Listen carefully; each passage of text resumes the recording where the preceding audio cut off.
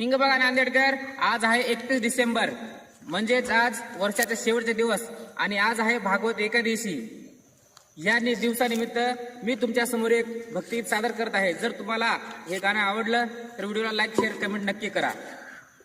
वेदा नाही कळला, वेदा नाही कळला, अंत पार याचा कानडा राजा पंढरीचा, कानडा राजा पंढरीचा।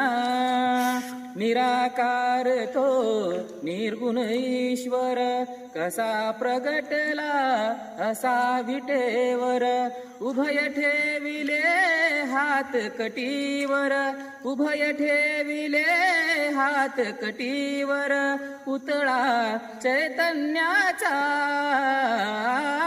कानडा राजा पंढरीचा, कानडा राजा पंढरीचा।